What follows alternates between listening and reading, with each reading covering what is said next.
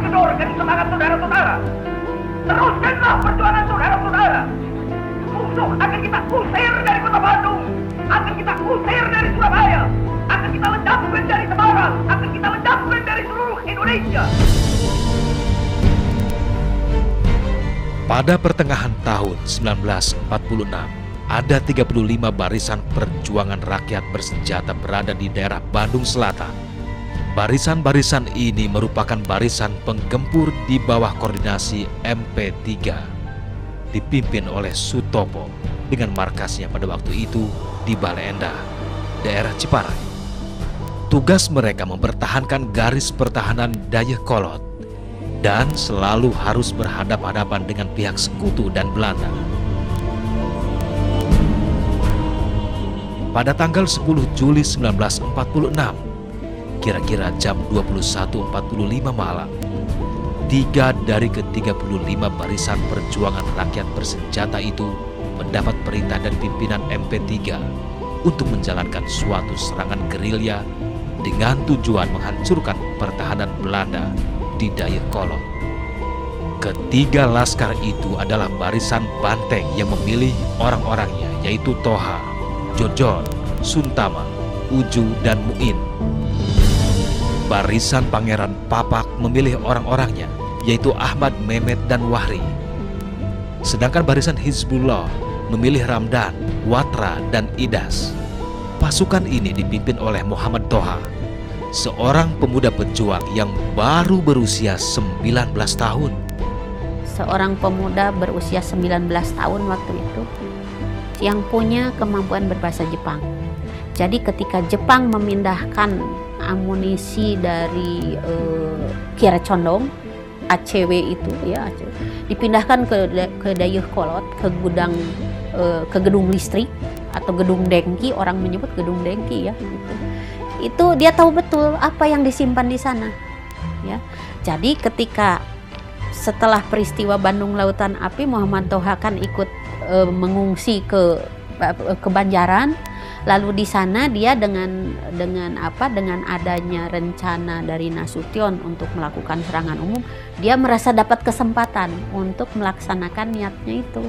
Bro pamit, kan ibu teh di Ciparai teh, tiada sama teh nyeseh tah nyeseh di bakal itu ka situ utara teh nuturkeun tiluan nyete teh pamit nyeter gitu teh akhirnya sok cinta sok sing eta sing berhasil gitu pamitnya harita. Akhirnya yang 11 orang ini pergi pada malam hari itu ya, pergi menyeberangi Citarum. Karena apa? Gudang amunisi itu terletak di seberang Sungai Citarum. Harus masuk ke dalam gorong-gorong kira-kira begitu untuk meledakkan itu. Nah, namun apa yang terjadi dengan 11 orang ini ketika sampai di sana itu belum lama malam itu ranjau meledak dan semua orang luka-luka termasuk Muhammad Toha juga. Nah, lalu Muhammad Toha menyuruh yang 9 orang itu untuk kembali. Tapi dia dengan Muhammad Ramdan meninggalkan dirinya di situ. Karena apa? Dia sudah bertekad akan menghancurkan gudang amunisi ini. Dan entah bagaimana caranya, pada keesokan paginya itu sekitar pukul 12 siang lebih begitu, itu terdengar ledakan yang terdengar sampai ke Cianjur. Temu 2 siang abelurna tentong boro-boro gunjlingna ieu teh nya ka ketika di Ciparai kan Bu, tong boro ka Ciparai dekat cenah we cek urang Garut teh ngabelurna teh ka Garut teh ka kuping. Tarik-tarik lah atuh dah eta peluru gudang kitu atuh. Pemandangan hitam menghampa yang menyeramkan. Gedung-gedung runtuh, rumput-rumput dan pohon-pohon terbakar habis dengan bekas menghitam. Inilah pemandangan bekas ledakan gudang mesiu Belanda yang menggetarkan bumi sekitarnya, memecahkan kaca-kaca jendela dan meretakan dinding-dinding tembok gedung-gedung di Bandung. Suatu ledakan mahadahsyat sebagai jawaban bagi ultimatum sekutu yang menghendaki supaya pasukan bersenjata Republik Indonesia bertekuk lutut di hadapannya.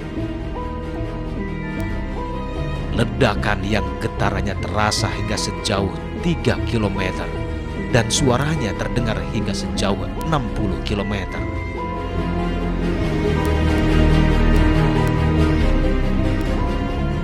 Demikian tergoncangnya militer Belanda pada waktu itu, sehingga para petinggi militer dan polisi mereka di Bandung segera dikerahkan untuk mengambil tindakan keras terhadap siapa saja yang ingin melihat bekas ledakan itu. Lalu lintas di sebelah selatan Tegalega ditutup.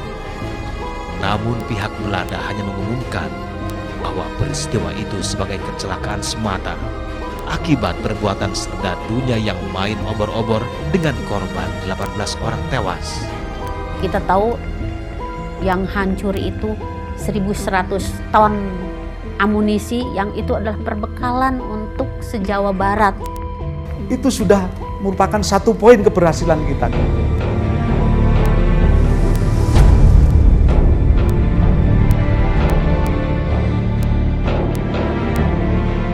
Semangatnya hebat itu, keberaniannya Cibakutai, jadi semangat berani mati.